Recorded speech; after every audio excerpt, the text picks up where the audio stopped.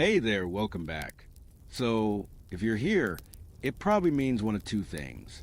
Either you're genuinely curious about the strange, slightly boring details of human history, or you're desperately trying to fall asleep and you figure a slow ramble about geography without GPS was a way to do it. Either way, you're safe here. Dim the lights, stretch out under the covers, and let's wander, quite literally, into the world before maps. Because once upon a time, there was no Google Maps telling you to turn left at the suspicious-looking goat. And yet people still manage to get around. Usually. Now, today if you get lost, you just pull out your phone. Or, if you're really old school, you might even unfold one of those crinkly paper maps from the glove compartment, the kind that never folds back the same way again. But if you live, say, in the Bronze Age, your options were slightly more limited. Spoiler alert. People relied on rocks, stars, and other people yelling, just keep walking until you hit the big tree. So let's float back a few thousand years. Before the first maps were ever sketched, humans still had places to go. They hunted, traded, fought, and occasionally moved entire tribes around. And the very first navigational tool? Memory. Yep, the brain. No Apple Care required. Communities passed down knowledge of routes orally. Elders would literally recite the landscape like a lullaby. Go 2 valleys over, past a river shaped like a bent elbow. And if you see the big rock that looks like Uncle Borga's nose, you've gone too far. This is called mental mapping, and it was basically the default operating system for early humans. And here's the thing. Mental maps weren't that bad. When your entire survival depended on remembering which valley had drinkable water and which one had saber-toothed tigers, you got good at remembering. You didn't just notice a rock.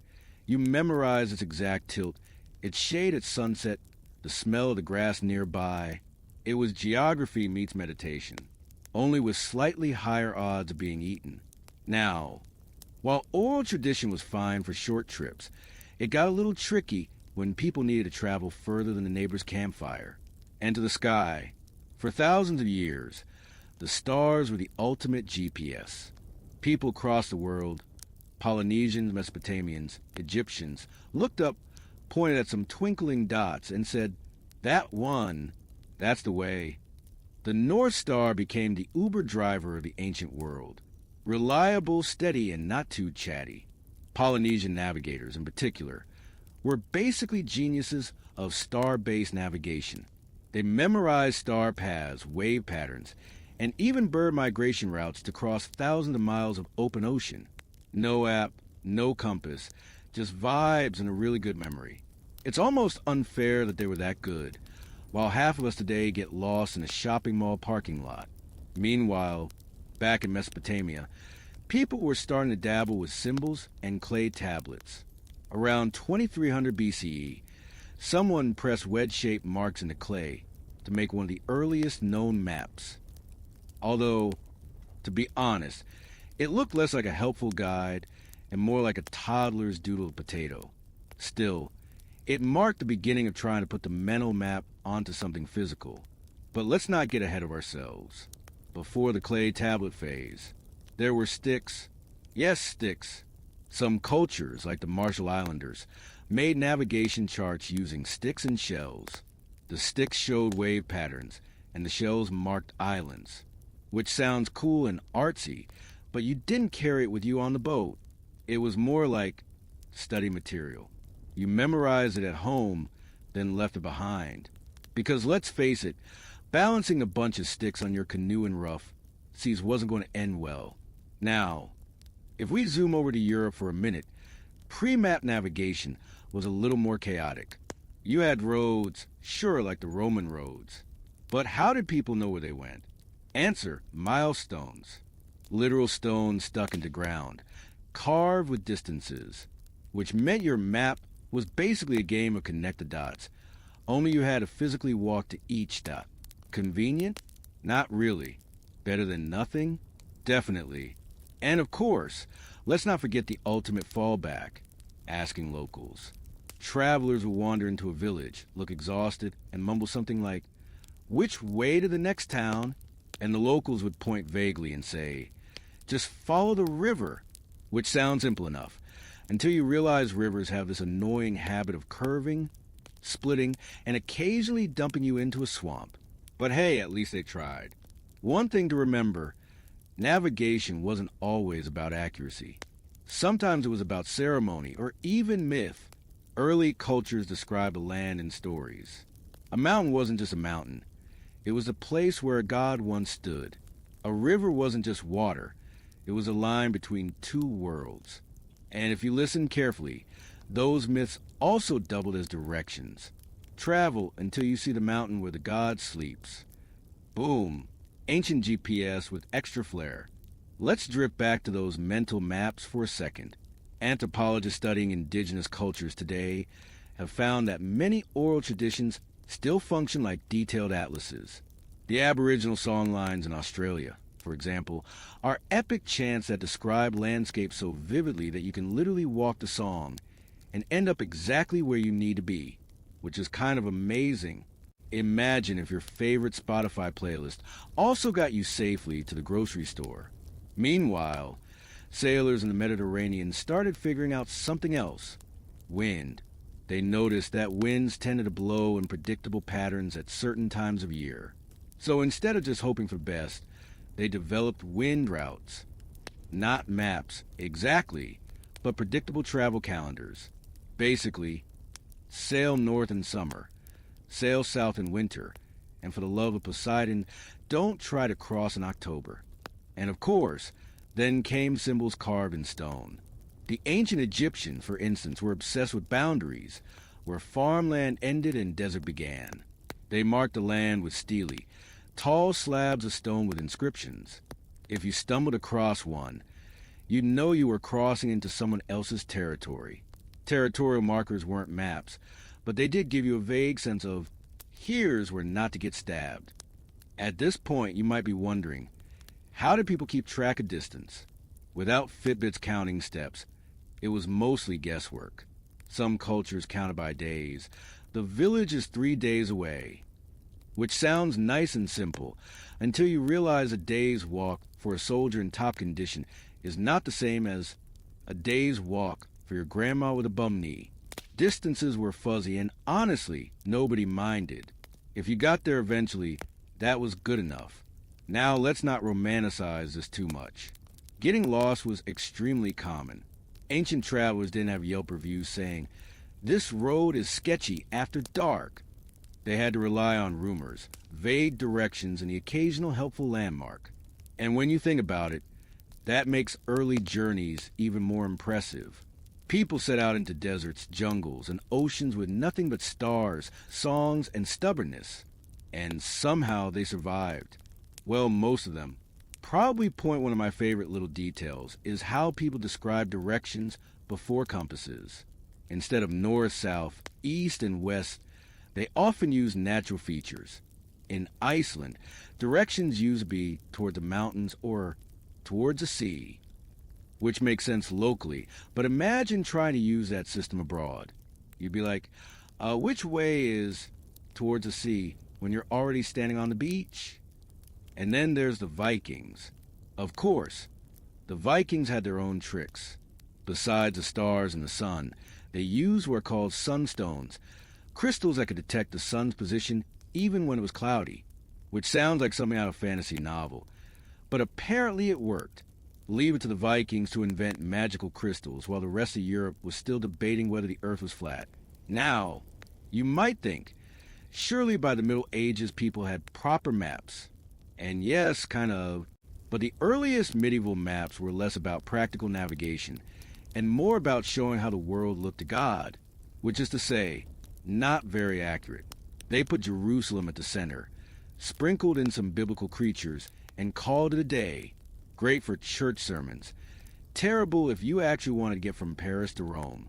So in summary, before maps, people used songs, stars, sticks, stones, rivers, winds, myths, milestones, and the occasional half-baked doodle. It wasn't perfect, but it worked well enough to keep humanity moving. And really, that's kind of comforting. Because if they could cross oceans with nothing but the night sky, maybe we can survive our next road trip with a dead phone battery. Alright, So we wandered through the world before maps. The songs, the stars, the rocks that look suspiciously like Uncle Borga's nose.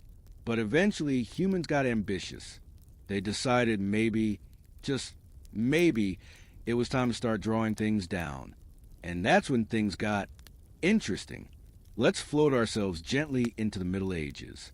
Now, you might think this is the point where maps became actually useful. Plot twist. Nope. Medieval maps were less about navigation and more about theology, propaganda, and just a touch of creative fanfiction. These were called mappamundi, literally maps of the world.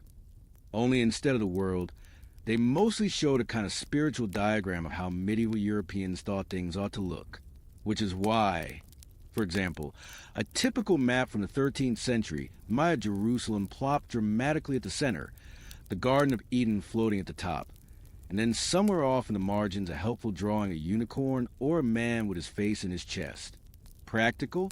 Not really. Entertaining? Absolutely. And here's where we need to pause and appreciate medieval cartographers, because their job was not just to help knights find the next tavern. No, their job was to visually explain the entire cosmos in a way that would impress bishops, kings, and whichever monastery was paying the bill. So accuracy took a back seat. After all, who cared if England was the wrong shape? As long as you remember to draw Noah's Ark floating somewhere near Armenia, take the famous Hereford Mappamundi, drawn around 1300. It's this massive piece of vellum, covered in more than 1,000 inscriptions. At first glance, you'd think, oh wow, a map. And then you look closer and realize the British Isles are about the size of a raisin, while paradise is casually lounging at the top like a vacation resort. The map is less a guide for travelers and more a kind of medieval infographic/storybook. If you want to know where dragons lived, or where to avoid giant ants, the map had you covered. If you wanted to get to Milan, good luck. And while we're here, let's talk about monsters. Medieval maps were obsessed with putting weird creatures at the edges of the world. You get drawings of cynocephaly, dog-headed men, blemmy, people with faces on their chests, and of course, the ever-classy sea serpents. Why? Because the unknown was terrifying, and nothing says, don't sail too far that way, like a doodle of a whale the size of France. Think of it as a medieval equivalent of a do not enter sign, but with more tentacles. It wasn't all fantasy, though.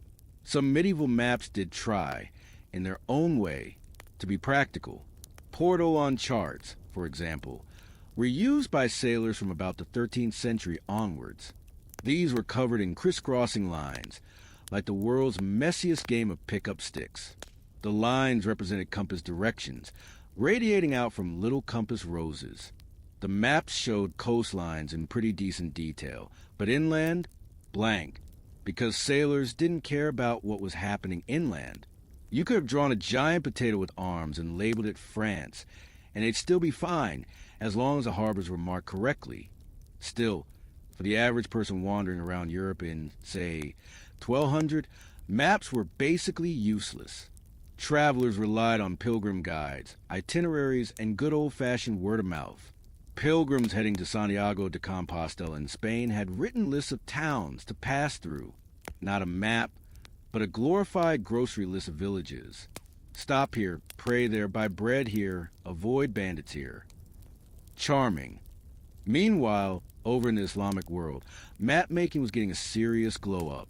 Scholars like Al-Idrisi in the 12th century were creating maps that were not only more accurate, but also beautifully detailed. Al-Idrisi's famous tabula Rogeriana was drawn for King Roger II of Sicily, because yes, that was his actual name, Roger. The map flipped south to the top, which really messed with European viewers, but it showed rivers, mountains, and cities with surprising accuracy. Compared to Europe's doodle monsters, Islamic cartography looked positively scientific. And then, of course, the Mongols rolled across Eurasia, connecting east and west like never before. Suddenly, information was flowing faster. Travelers like Ibn Battuta and Marco Polo brought back descriptions of faraway lands. And while their account were often spiced with a little exaggeration, yes, I totally saw a unicorn, It definitely wasn't just a rhino. They gave cartographers new material to work with. But even with these advances, maps remained something for the elite. Most peasants in medieval Europe never saw one. Why would they? Their world stretched about as far as the nearest market town, and for that, they didn't need a map. They had feet, fields, and the occasional church bell to orient themselves. If you knew which direction the bells came from, you weren't lost. Simple. Now, let's glide gently into the Renaissance. This is where maps finally start to resemble something we'd recognize. Printing presses made them cheaper to produce, explorers brought back more accurate surveys, and suddenly Europe realized, oh wow, the world is actually bigger than we thought. Cue a rush to draw it all down before someone else claimed to credit point one of the earliest stars of Renaissance cartography was Gerard Deus Mercator. And yes, that's the Mercator of the Mercator projection, the one that still haunts classrooms today. In the 16th century, Mercator came up with a way of projecting the curved Earth onto a flat surface that made navigation easier. The catch? It massively distorted sizes, making Greenland look bigger than Africa, which, fun fact, it is not. But sailors didn't care. What mattered was that you could draw a straight line across the map and actually follow it. Accuracy of land size? Meh. Convenient navigation? Yes, please. This was also the era when maps became propaganda tools. Monarchs loved commissioning fancy atlases with their territories exaggerated just a little. Nothing boosted royal ego quite like seeing your country drawn 3 sizes larger than it actually was. Spain, Portugal, England, they all jostled for cartographic bragging rights. A map wasn't just a guide, it was a flex. And of course, colonialism poured gasoline on the whole mapping business. The age of exploration churned out charts faster than you could say indigenous displacement. Explorers mapped coastlines obsessively, not out of scientific curiosity, but to figure out where they could plant flags, build forts, and, extract resources. Accuracy suddenly mattered a lot more when gold and spices were at stake. But let's pause here and give credit to the unsung heroes of early modern cartography, the poor surveyors. These were the guys trudging through swamps with measuring chains, climbing hills with awkward instruments, and trying not to get malaria while sketching coastlines.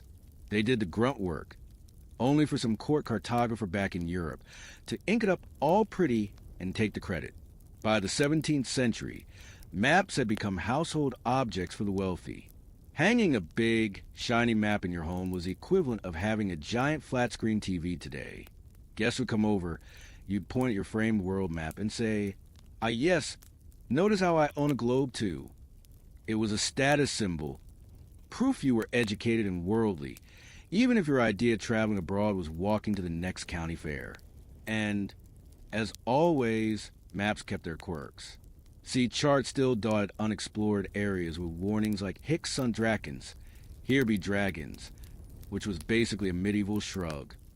We don't know what's out here, but it's probably dangerous, so let's just draw a lizard and move on.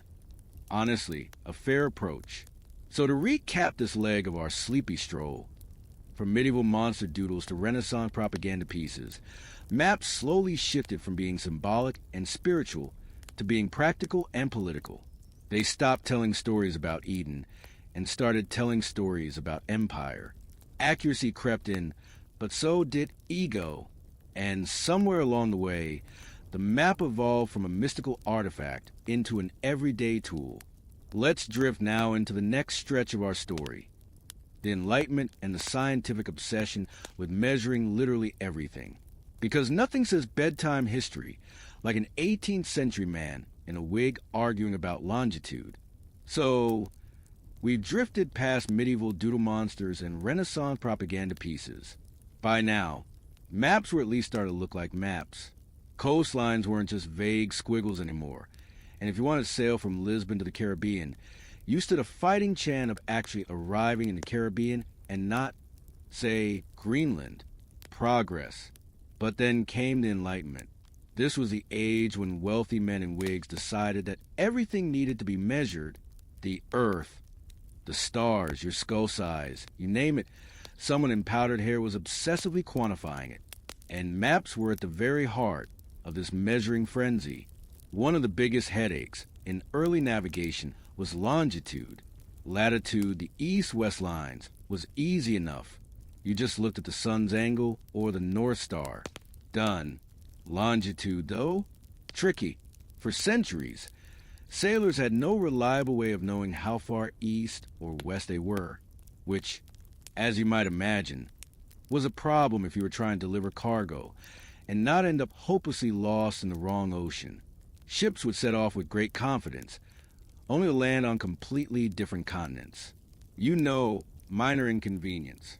So naturally, European governments turned longitude into a sort of scientific beauty pageant.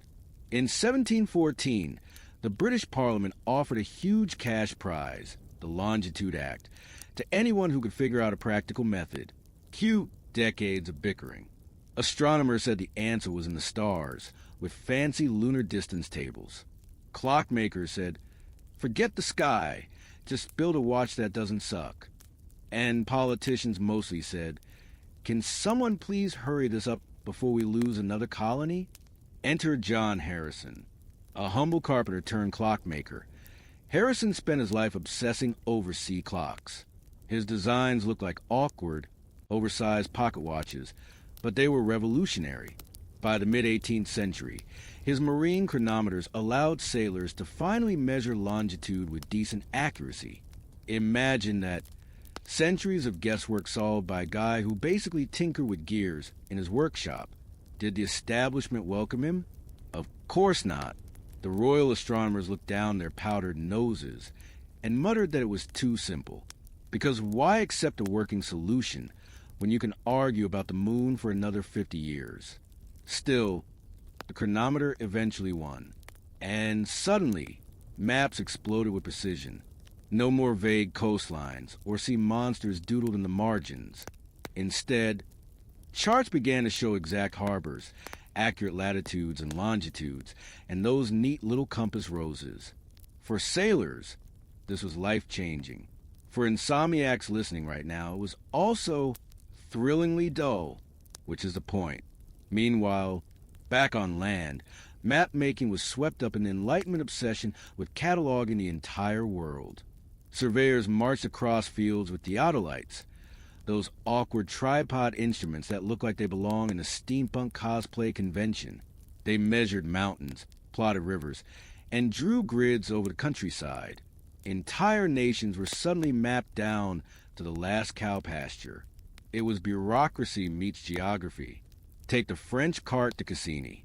Beginning in the mid-18th century, the Cassini family, a dynasty of astronomers and cartographers, produced the first detailed topographic map of France. It was a massive undertaking, covering the entire country in obsessive detail. Every village, every forest, every stream. Imagine being a French peasant in 1750 and realizing your tiny hamlet was now immortalized on paper. On the one hand, flattering. On the other hand, probably just meant the tax collectors could find you more easily. And speaking of tax collectors, maps quickly became a tool of government control. Knowing where people lived, what land they owned, and how it was laid out made taxation much more efficient. So while Enlightenment maps looked very scientific and noble, their practical effect was often squeezing more money out of peasants. Progress, but not the kind you could get excited about. At the same time, explorers were running wild. Captain Cook sailed the Pacific, mapping islands with astonishing accuracy. And here's the thing about Cook's maps. They were so good, they were used for centuries after his death, which is impressive, but also slightly tragic, considering he was eventually killed in Hawaii after a misunderstanding about a boat. Navigation hero, questionable diplomat. Cook's voyages were part of a larger wave of scientific exploration. Maps now came with not just coastlines, but notes on winds, currents, and even the local flora and fauna. A sailor could learn not just where an island was, but also whether it had coconuts, which, when you've been at sea eating salted meat for 6 months, was probably the most important detail. Meanwhile, globes were having a bit of fashion moment. Wealthy Europeans loved displaying globes in their studies, as if to say, "Look at me, I understand the world." Even if in reality, they couldn't find China without help. Globes weren't particularly practical for navigation. Have you ever tried folding one into your pocket? But they looked impressive. And then, of course, maps became fashionable for everyday households too. By the late 18th century, you could buy prints of maps to decorate your walls. Families would hang them up like we hang posters today, except instead of boy bands or movie stars, they got to stare at the coast of West Africa while eating dinner. Cozy. One of the quirks of Enlightenment maps is how they loved to show not just what was known, but also what was guessed. You'd see entire continents drawn faintly, based on rumors or wishful thinking. Terra Australis, the great southern landmass, haunted maps for centuries. Cartographers were convinced there must be a giant continent balancing the globe. Otherwise, it would tip over? Physics was not the strong point here. Still, it gave explorers a sense of purpose. Go south, find a mythical land, and hopefully don't die of scurvy. Speaking of scurvy, maps also began to include handy little notes about where to find citrus fruits. Okay, not literally, but exploration maps increasingly included health-related advice, because European sailors were dropping like flies without vitamin C. It wasn't until James Linn's experiments in the mid-18th century that lemon juice was recognized as a cure, but once it caught on, maps practically doubled as grocery lists for survival. Let's not forget military uses. Armies adored maps. Napoleon, for example, was famously obsessed with them. He carried detailed maps into battle, studying every ridge and stream. And while it didn't save him at Waterloo, turns out soggy fields aren't great for cavalry. It did reinforce the idea that modern warfare was as much about paperwork as it was about swords. Nothing says conquest like a man hunched over a parchment, whispering, "Move that regiment 2 centimeters to the left." Of course, Napoleon wasn't the only one. The British, during their empire-building spree, churn out maps of colonies with feverish intensity. The East India Company alone produced countless surveys of India. These maps weren't just about geography. They were about control. They told officials where the resources were, where to build railways, and, importantly, where to station troops. If the medieval map had been about God's world, the Enlightenment map was about empire. Calm, measured, bureaucratic empire. Now, while Europe was busy measuring fields and fighting wars, indigenous mapping traditions carried on quietly. Native peoples across the Americas, Africa, and Oceania continued to use oral maps, memory maps, and symbolic drawings alongside European charts. In some cases, their knowledge far outstripped that of European cartographers. But, of course, colonial powers tended to ignore that, because why admit the locals knew better when you could draw your own lines and declare ownership? Classic. By the end of the Enlightenment, maps had fully transformed. They were no longer mystical diagrams or sailors' cheat sheets. They had become scientific instruments, political weapons, status symbols, and household decor all at once. And yet, for the average person, the experience hadn't changed that much. Most people still navigated by memory, by local landmarks, and by asking the neighbor which road led to the mill. The fancy maps were for kings, admirals, and men in wigs. Everyone else just walked until they got there. So where does that leave us? On the cusp of the 19th century, of course. The Industrial Revolution was looming. Trains were about to crisscross continents, and suddenly the need for even more precise mapping would skyrocket. Because once you introduce timetables, tracks, and trains that really don't like surprises, you can't just say, "Oh, the town is 3 days away." You need exact distances, gradients, and schedules. In other words, the age of scientific nitpicking was only just beginning. Let's float gently into that next chapter. How the Industrial Revolution turned maps into tools not just for sailors and kings, but for commuters, tourists, and everyone else stuck waiting for the next train. By the dawn of the 19th century, the world was getting noisier. Factories puffed smoke, cities swelled, and railroads sliced across the countryside like iron scars. For maps, this was both a challenge and an opportunity. Suddenly, accuracy wasn't just nice to have, it was essential, because unlike a ship, a train cannot politely swerve around an obstacle. It just hits it. This is where the Ordnance Survey enters the story. Founded in Britain in the late 18th century, but gaining momentum in the 19th, the Ordnance Survey was essentially the military's way of saying, we need to know every hill, hedge, and ditch in case the French invade. Their surveyors trudged across the British Isles with theodolites and chains, meticulously measuring angles and distances. It was hard, slow work. Imagine spending your life in muddy fields, carefully plotting the slope of a hill. Also, someone could later draw a map and put slightly elevated terrain on it. Glamorous.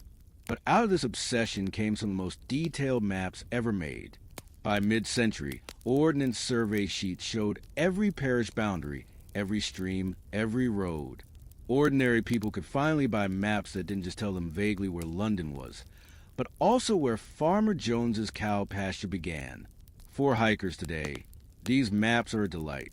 For insomniacs listening now, they're also an excellent sleeping aid. Endless lines, grids, and topographical squiggles. Railways, though, were the real game changer. With trains came the need for timetables. And timetables without maps are, well, a bit like poetry without words. Early railway companies printed pocket maps, showing their lines, stops, and connections. These were practical, yes, but they also had a strange aesthetic charm. Thick black lines carving across counties, little dots marking stations, and tiny notes about journey times. For travelers, these maps opened new worlds. For towns once considered remote, suddenly you could be in London by lunch. Civilization had arrived, whether you wanted it or not. The railways also democratized travel. Before, maps were mostly for sailors, merchants, or soldiers. Now, anyone with a train ticket and a few coins could set off on an adventure. Families would take weekend trips to the seaside, armed with folding maps that promised not to tear in the wind, though they usually did. Children traced their fingers along the rail lines, dreaming of journeys they might one day take. And so, maps became not just tools of empire or science, but companions of leisure. Meanwhile, on the continent, mapping fever spread. France had its Cassini maps updated.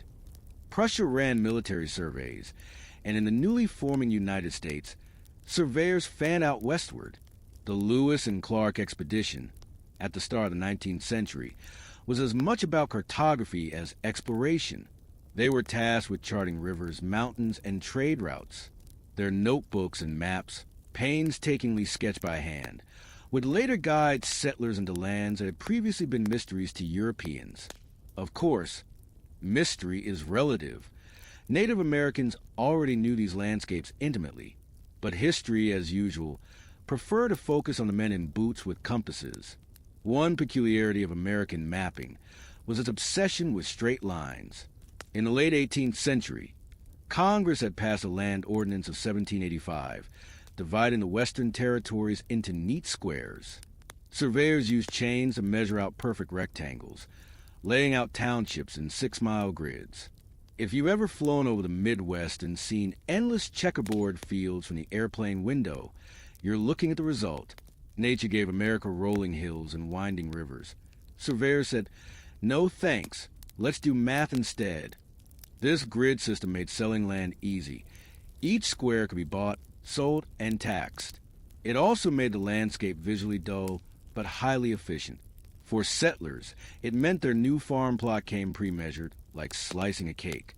For us, it means maps of the American interior look less like landscapes and more like graph paper. Not exactly thrilling bedtime reading, which makes it perfect for, well, bedtime. As the 19th century rolled on, maps became an everyday part of life. Atlases filled middle-class bookshelves. Children learned geography in schoolrooms plastered with wall maps, and travelers folded railway guides into their coat pockets.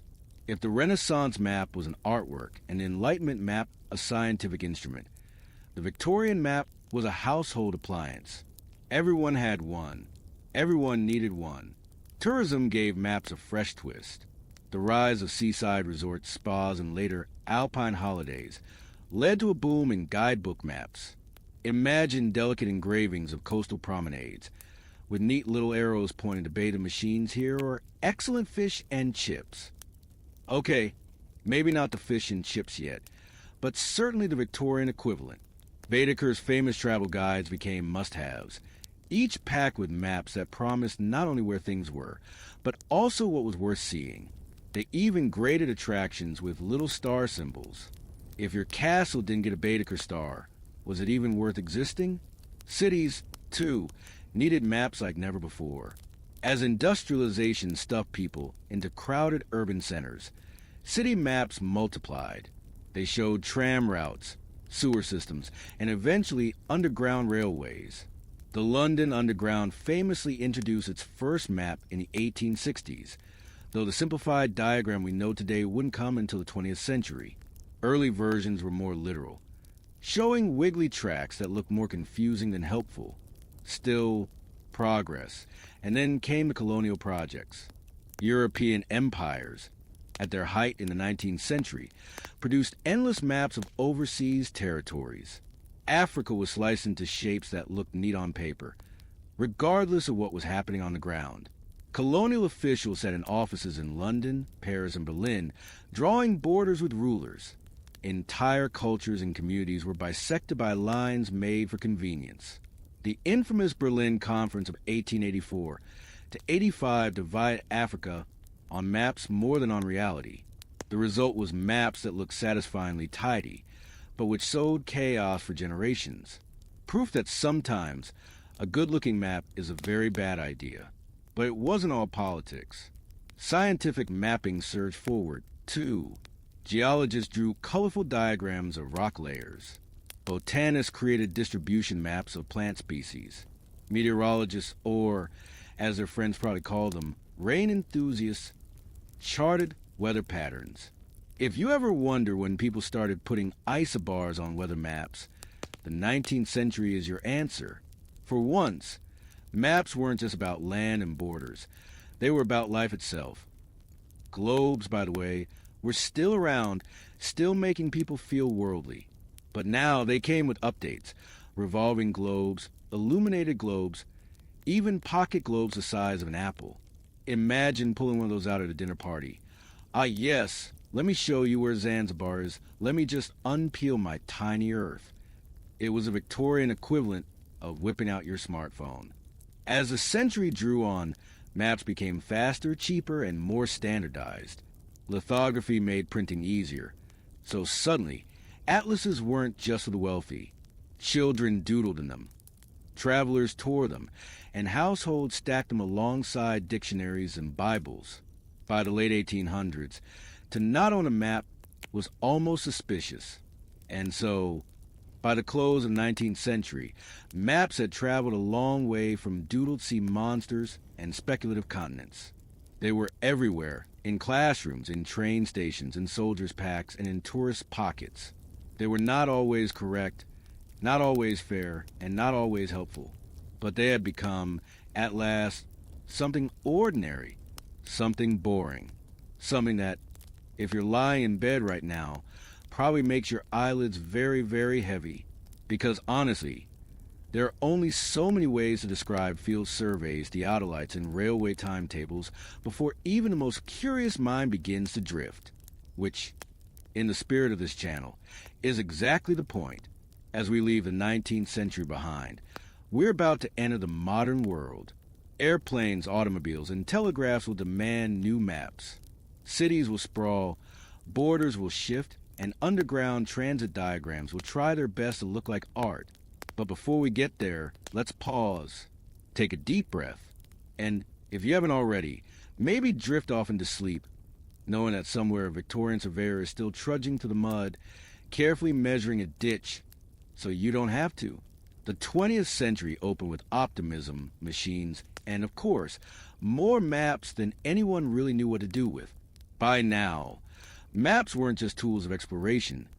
They had become instruments of politics, war, and, oddly enough, advertising. And like the century itself, they were about to get much busier. Airplanes in the sky above. When the Wright brothers lifted off in 1903, they created a brand new problem. How exactly do you map the sky? Pilots couldn't rely on church steeples and rivers forever. Soon, aviation charts appeared, filled with lines, altitudes, and cryptic symbols. Air maps looked less like landscapes and more like geometry homework. For early pilots, though they were essential, a misplaced calculation could mean ending up in the wrong country or the wrong continent. These charts also made the sky feel navigable, almost like another kind of land. For the insomniac listener tonight, I will spare you the precise details of air corridors and radio beacons, though, honestly, nothing will lull you to sleep faster than reading about degrees of magnetic declination, war maps, and propaganda. Sadly, the century's first half was dominated by 2 world wars, and maps were at the center of both. In war rooms across Europe and America, officers pushed little blocks across giant wall maps, marking troop movements. The drama of these maps has been immortalized in countless films. Dim rooms, cigarette smoke, and the sound of chalk on a blackboard. But for the average person, war maps arrived in newspapers. Daily updates showed shifting front lines, arrows sweeping across continents, and circles representing bombing ranges.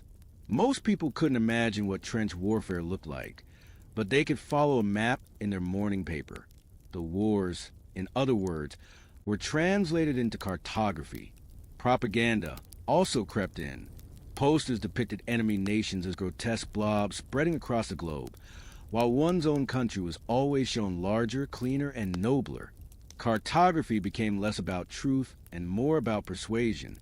The map, once a neutral tool, could now frighten or inspire with just a bit of creative shading. The rise of transit maps. Away from the battlefield, another cartographic revolution was quietly unfolding underground. In 1933, London unveiled Harry Beck's new design for the tube map. Instead of following the messy reality of geography, Beck drew the subway like an electrical circuit. Clean lines, evenly spaced stops, and neat angles.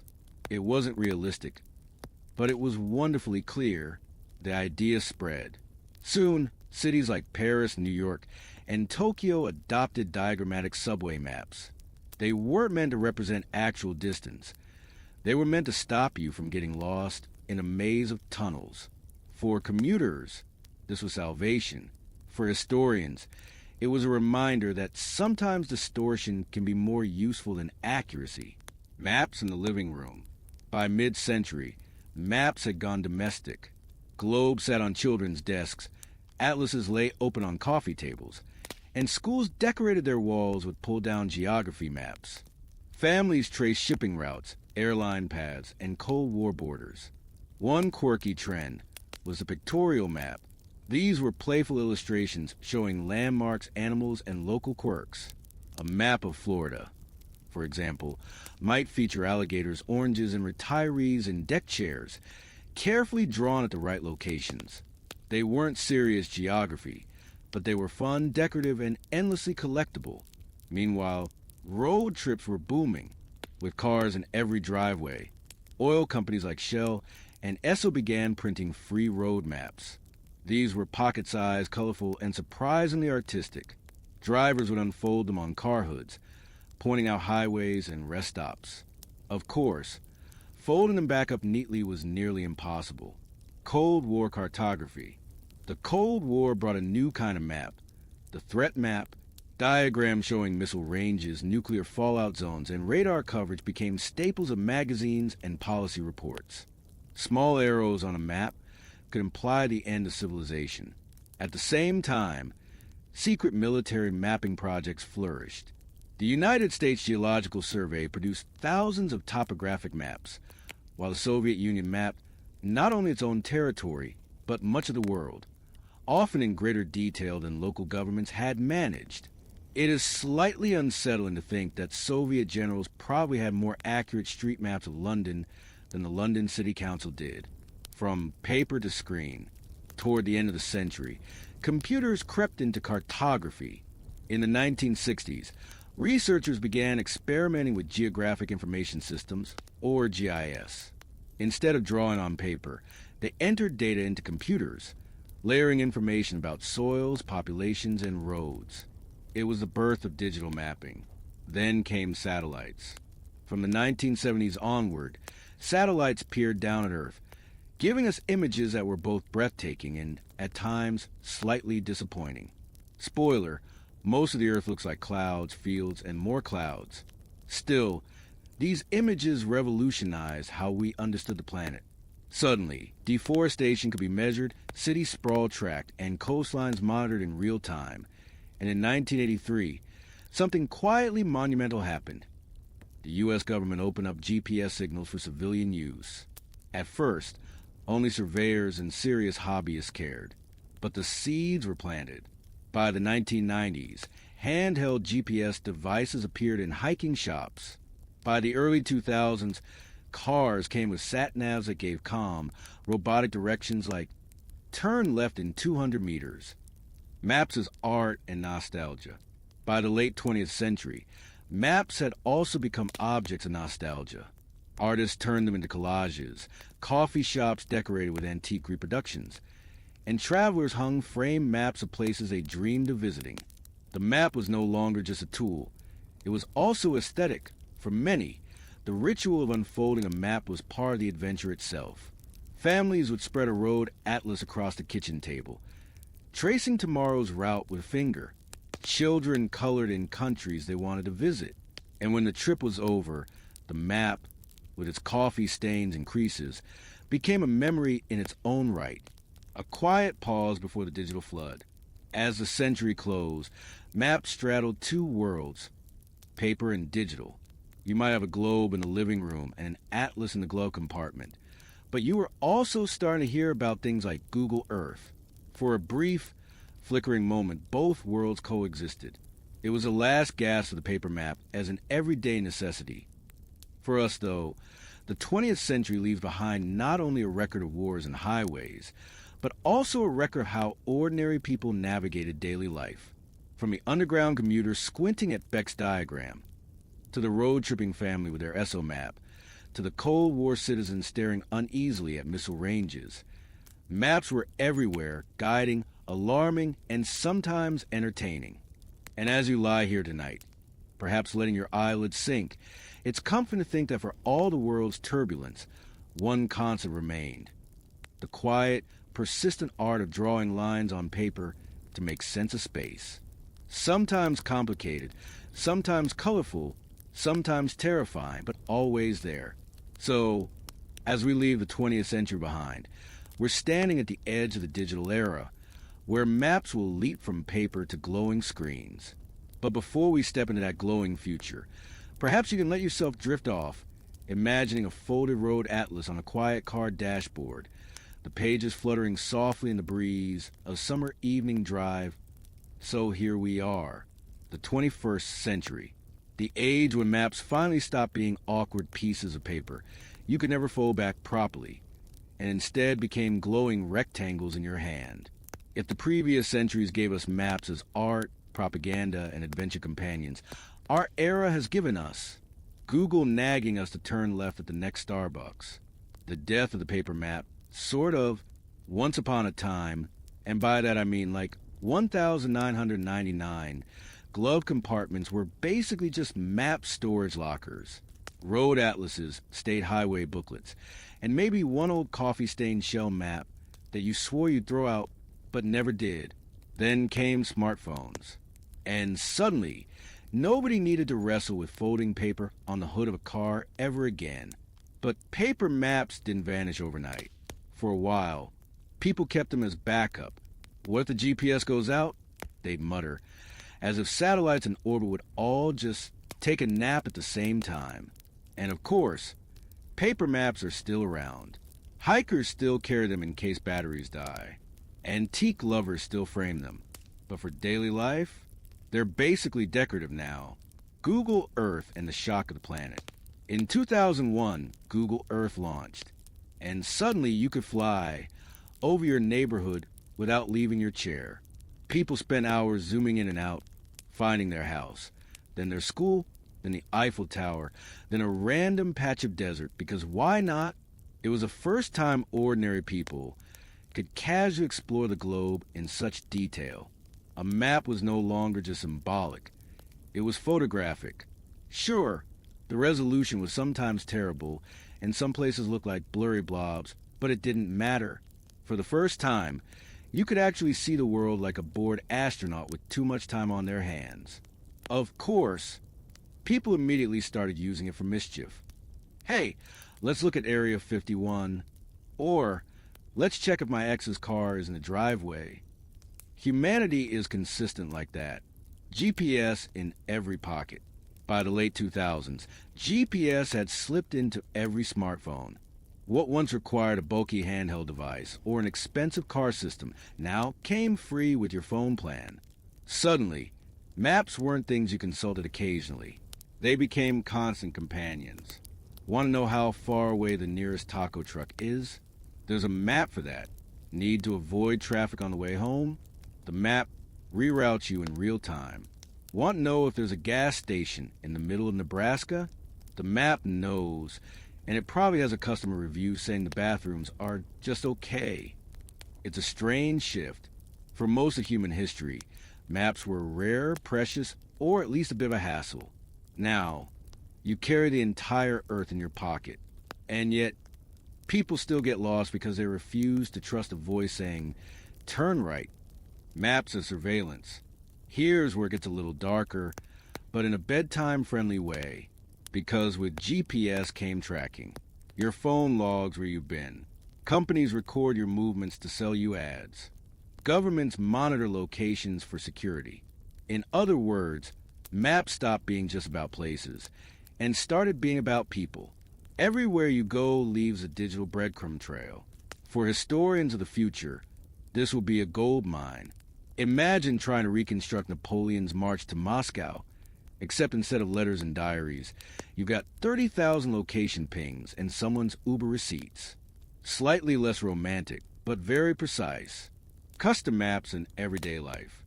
But let's not spiral into paranoia. Maps today are also practical in ways our ancestors couldn't dream of. Farmers use satellite maps to track crops. Joggers map their morning runs. Food delivery apps show little animated scooters inching toward your door like ants on a mission. Even dating apps use maps, sometimes too literally. Oh, you matched with someone? Congratulations, they're 200 meters away, possibly in the same cafe. Good luck making that not awkward. And then there's the rise of crowdsourced maps. Waze, for instance, takes traffic reports from users to reroute others. OpenStreetMap lets volunteers update the world geography in real time. In some ways, maps have returned to being communal, just like when sailors sketched coastlines together centuries ago. Only now, instead of "here be dragons," we're marking potholes and speed traps. The problem of too much accuracy. Ironically, the more accurate maps have become, the less we actually notice them. With paper maps, you had to think, okay, here's the river, here's the road. If we go past the church, we've gone too far. Now your phone just tells you, step by step, no thinking required. It's efficient, yes, but some argue we've lost our spatial awareness. Medieval peasants, with their vague mental maps of fields over there and wolves over here, might laugh at us. We can cross continents in hours, yet panic if our phone battery dies 2 blocks from home. Maps as entertainment. Another modern twist is maps as pure entertainment. Fantasy novels give us invented maps of imaginary lands. Video games let us roam digital worlds, complete with mini-maps in the corner of the screen. People even create map aesthetics online, turning maps into art, memes, or cozy background wallpaper. In some ways, this is a return of maps as decoration, like medieval Mappamundi filled with monsters and wonders. Only now, instead of sea serpents, you've got Pokemon spawning on augmented reality maps. Progress, I suppose. The omnipresence of the invisible map. Here's the quiet, slightly eerie truth. Maps today are everywhere, but you almost never see them. When your food app says delivery in 17 minutes, That's a map at work. When planes land safely, that's a map. When your weather app shows a storm moving across the state, that's a map. Most of the maps guiding your life are hidden, invisible layers of data. You don't unfold them or hang them on the wall. They quietly in the background, helping you navigate a world so complex no one can hold it in their head. And perhaps that's the most bedtime-worthy thought of all. Maps are no longer just pictures of places. They're systems, vast, humming, invisible, that hold our daily lives together. Like background music you don't even notice until it stops, drifting toward the end. So, after thousands of years, we've gone from scratch symbols on cave walls, to clay tablets, to parchment charts, to globes, to road atlases, to glowing blue dots on phones. Each step wasn't just about knowing where we were. It was about knowing who we were. Because maps are never just about geography. They're about perspective. They show what people cared about, feared, or bragged about at any given time. They reveal power, vanity, curiosity, and sometimes just a desperate need to get to the next gas station. And so, as you sink deeper into your pillow, you can rest knowing that no matter how chaotic the world feels, someone, somewhere, is quietly drawing lines and dots to make sense of it all. The world is messy. Maps make it neat. Or at least, neat enough to find the nearest taco truck. So, when we left off, we were basically at the dawn of printed maps becoming a thing people could actually own. But let's not get ahead of ourselves. Because for centuries after maps technically existed, most people still didn't use them. Farmers in medieval Europe didn't sit around with a parchment atlas, pointing out their local barley fields. They just knew where things were, or they followed the cow path, or they stopped at the village tavern and asked some drunk guy which way to the next town, and that drunk guy would confidently point in one direction, even if he had no idea, because human nature has not changed at all. The funny thing is, for most of history, maps weren't really meant for ordinary navigation at all. They were more like flex pieces. If you were a medieval monarch or a wealthy noble, having a map was less about getting from A to B and more about saying, look at all the land I pretend I own. Kings would commission maps that were not accurate in the slightest, but they looked impressive. Your neighbor's castle might conveniently be drawn 2 inches smaller than yours, because why not shrink him down a little? Cartographers weren't just artists. They were political spin doctors with ink and parchment. And then you had the church, which loved maps not for travel but for theology. The classic example is a T-O map, where the world is drawn as a circle with a T inside it. Asia on top, Europe bottom left, Africa bottom right. Jerusalem plopped right in the center, because of course it was. These maps weren't for sailors. They were for monks in candlelit scriptoria, nodding off as they copied Bibles. It's the kind of map you could stare at while falling asleep and not actually learn how to get anywhere, which makes it very on brand for our bedtime story here. Meanwhile, real travelers like merchants and sailors relied on something far less glamorous. Sailors had portolan charts, which sound fancy, but were basically covered in a spiderweb of lines showing directions between ports. These were immensely practical, but also kind of terrifying, because they didn't bother much with inland geography. You could sail from Genoa to Constantinople, but if you wandered off the coast and asked where a forest or mountain was, the map would shrug at you in blank parchment. It was like using Google Maps, where only the highways exist and the rest of the world is just white space. Still, that was progress. Before portalans, sailors were just winging it with stars, winds, and vibes. Polynesian navigators in the Pacific had mastered star charts and wave reading thousands of years earlier, creating stick charts made of coconut fibers and shells to show how swells and currents interacted with islands. Those weren't maps in the Western sense, but they were far more useful than the abstract theological doodles monks were making in Europe. If you were in a canoe in the middle of the ocean, you'd much rather have a Polynesian wave chart than a European T-O map that basically says Jerusalem exists and everything else is a mystery. Let's also not forget how much people relied on word-of-mouth geography. Travelers' tales acted as living maps. If you wanted to go somewhere, you talked to someone who had been there. which sounds fine until you realize that most people exaggerate. The road to Venice? Oh, it's just a quick 3-day walk. For weeks later, your shoes are shredded, you're out of bread, and you realize the guy had no idea. But the oral tradition of directions kept going strong, because again, maps were expensive, rare, and often inaccurate anyway. When printing presses came along, suddenly maps could be reproduced more cheaply. This is when atlases started appearing, with men like Gerhard Deuce Mercator in the 16th century deciding to flatten the round Earth into something navigators could actually use. Mercator projection was a genius idea. It made navigation easier, but also hilariously distorted everything near the poles. Greenland suddenly looked like it could sit on top of Africa, which had confused school children for centuries. People have been arguing about map projections ever since. But the point is, by the Renaissance, maps finally started being taken seriously by people who wanted to, go somewhere specific and arrive a live course. Even with printed maps, accuracy was an ongoing issue.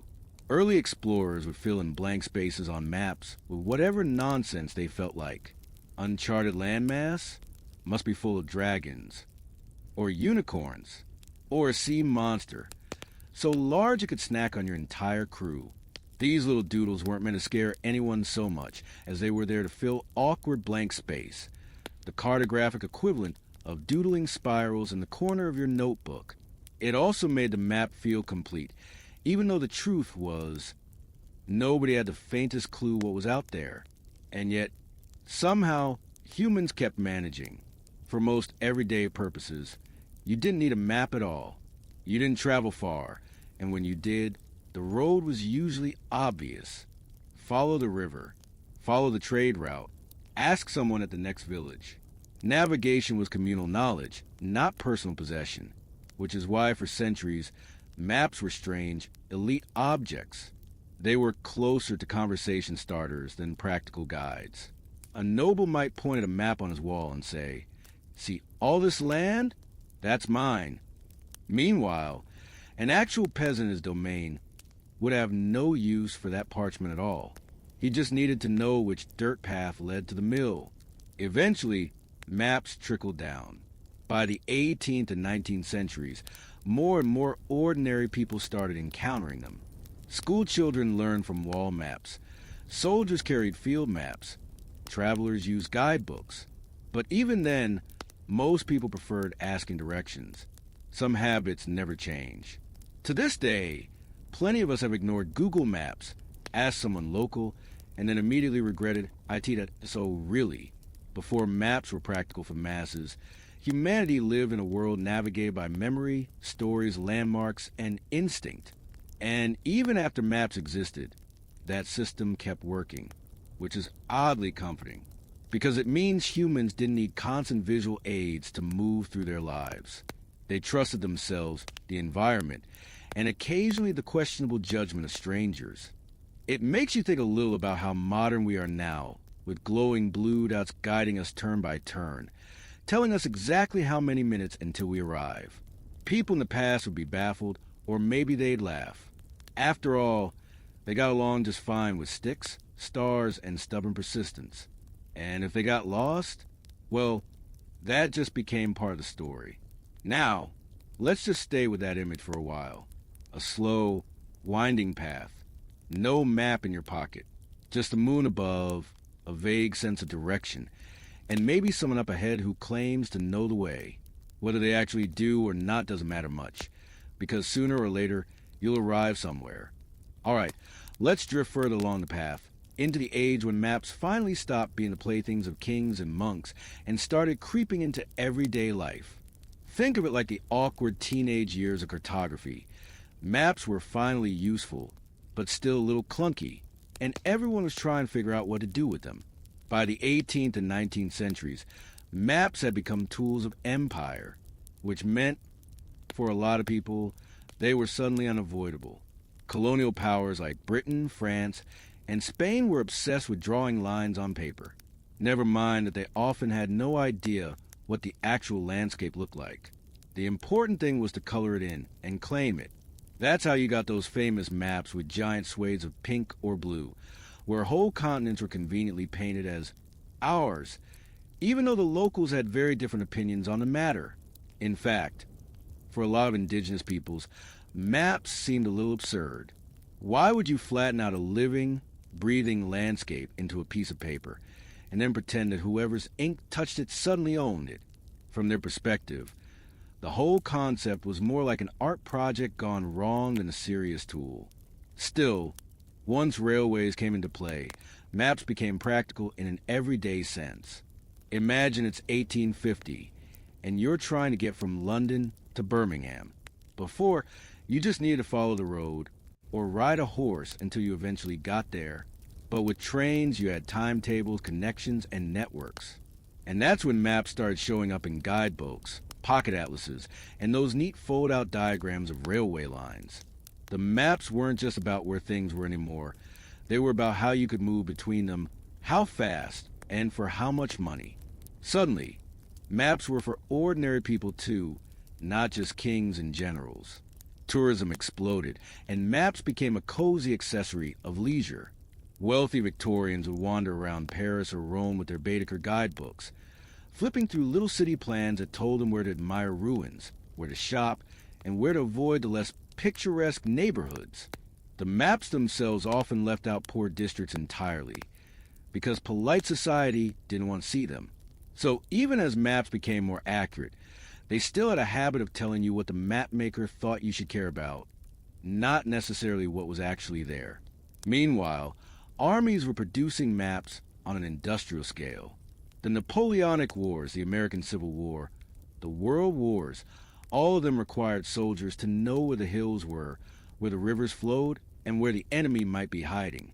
Military cartographers were meticulous, sometimes risking their lives to sketch out terrain. And yet, even then, generals often ignored the maps, convinced they knew better, which led to the kind of surprise disasters that we still read about today in history books. So much for careful cartography. By the early 20th century, maps were everywhere. You had school children memorizing national borders, city dwellers using street plans, hikers with topographic maps, and of course, the rise of road maps for motorists. The automobile brought in a whole new culture of folding maps, those giant, impossible to refold monstrosities that people would wrestle with in the passenger seat. It was almost a rite of passage. Get lost, pull out the map, argue with your travel companion about whether you were holding it upside down, and then still miss the exit. Honestly, it's a miracle anyone made it anywhere. Companies like Rand McNally turned road maps into an industry. Gas stations in the U.S. handed them out for free as a little perk with your fuel, which meant that even ordinary families, who might never have owned an atlas before, suddenly had a map stuffed in the glove box. For the first time in history, regular people could point to a paper map and trace their way across a continent. It wasn't perfect, but it was a start. The thing is, though, maps still weren't neutral. They were still full of choices, distortions, and biases.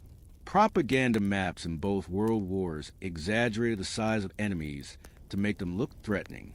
Tourist maps continued to crop out anything unpleasant. Even school maps quietly reinforced national pride, and people generally didn't question it. If the map said the world looked like this, then that's what the world looked like. End of story. Of course, technology kept pushing things along. By the mid-20th century, aerial photography gave cartographers a whole new perspective. Instead of trudging through swamps with measuring sticks, they could look down from airplanes and sketch entire landscapes. Satellites made it even easier. Suddenly, the Earth wasn't just a vague ball you guessed at. It was measurable, chartable, and very, very finite, which was a little unsettling for some people, because it meant there were no blank spaces left. No! Here be dragging corners of the world to dream about. Everything was cataloged. Everything had coordinates. But just because the maps were better didn't mean people stopped getting lost. Road trips still went sideways. Hikers still wandered off trail. And city tourists still turned their maps upside down, convinced north was where they wanted it to be, not where it actually was. Accuracy is one thing. Human stubbornness is another. And then came the late 20th century, the rise of digital mapping. Computers could crunch data, satellites could beam it down, and suddenly entire atlases fit on a disk. Companies started producing early GPS devices, though they were bulky, expensive, and sometimes hilariously wrong. If you've ever been told by your GPS to drive into a lake, just know that this is a proud tradition stretching back decades. Finally, we arrive at what we have today. Google Maps, Apple Maps, a blued on your phone that tells you exactly where you are, exactly how long it will take to get anywhere, and exactly which coffee shops you'll pass on the way, which is pretty mind-blowing if you think about it. For most of human history, people wander around with only their memory, the stars, and the occasional vague instruction from a stranger. Now, we carry the whole world in our pockets, and yet, somehow, we still miss our turns. So when you ask, what did people use before maps? The real answer is everything else. They used the sky, the land, their memories, their neighbors, their instincts. Maps were rare, expensive, and often misleading for most of history. They weren't the practical guides we imagine today, but rather symbols of power, theology, or exploration. The practical everyday map is actually a very recent invention, and the digital version we rely on now is only a few decades old, which means that if you've ever ignored your GPS, wandered in the wrong direction, and arrived late, congratulations. You're actually part of a very ancient tradition, and maybe that's a good note to drift off on, because whether you're holding a star chart in a canoe, a port-oolong covered in lines, a Victorian railway diagram, or just your phone glowing at night, the truth is simple. Humans have always been wandering, sometimes lost, sometimes found, but always moving forward. And somehow, despite it all, we still manage to get where we need to be. All right, let's slow things down even more. Let the edges blur a little, like we're drifting into the late night part of the lecture where the professor has stopped worrying about the clock. The lights are dim, the air is heavy, and the words just sort of glide together. Think of it this way. For almost the entire stretch of human history, the world was experienced as a series of places you could see, feel, and return to. A bend in the river, a tree that leaned to one side, a mountain that never moved. These weren't marks on a page. They were companions, old friends you passed by again and again.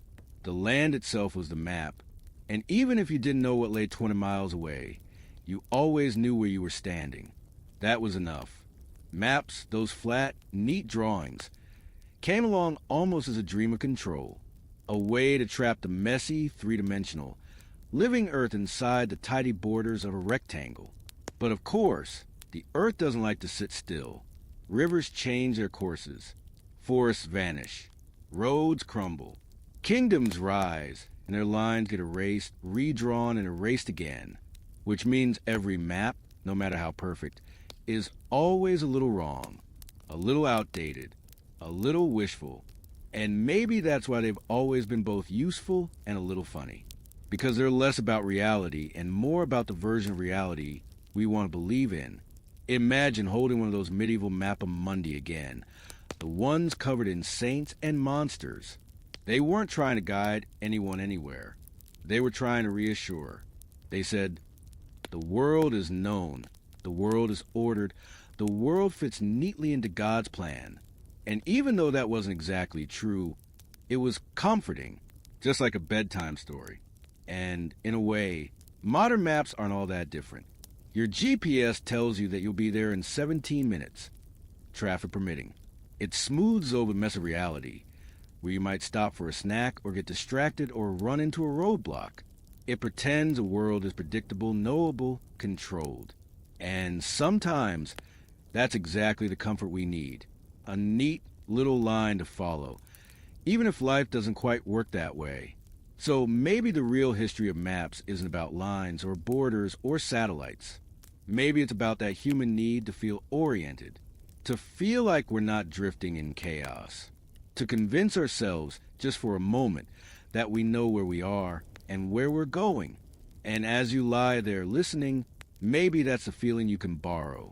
Not the stress of finding the fastest route, not the panic of getting lost, but the quiet, ancient calm of knowing that the world has always been bigger than our paper, bigger than our screens, and yet somehow we always manage.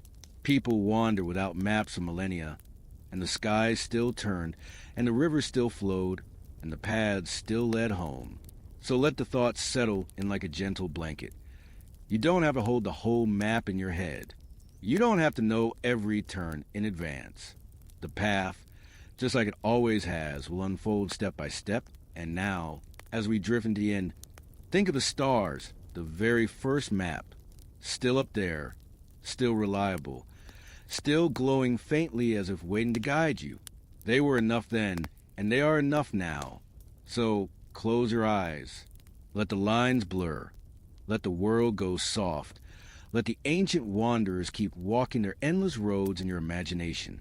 And remember, every traveler, with or without a map, eventually finds a place to rest. All right, let's let this wind down like the end of a long night's ramble, when the candles burn low and the words are just a gentle murmur. So here we are, at the end of our little wandering to the world before maps. We've traced the stars in the sky. We've leaned on crooked trees and bent rivers.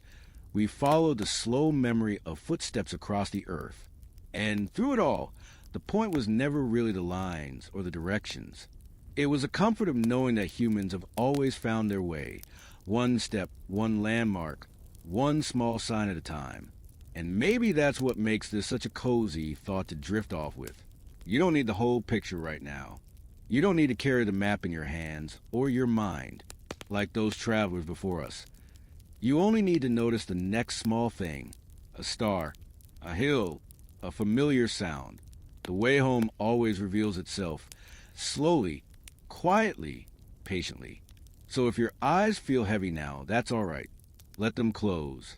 Let the world blur like an old, soft parchment. Let your breath be the steady road beneath your feet. You are exactly where you should be. No hurry. No need to reach the destination just yet. The stars will still be there. The rivers will still flow.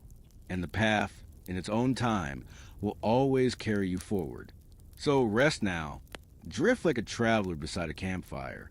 Imagine the sky above as your map, constant and calm, and let yourself sink into sleep where every dream is just another quiet journey, and every road leads to peace. Good night.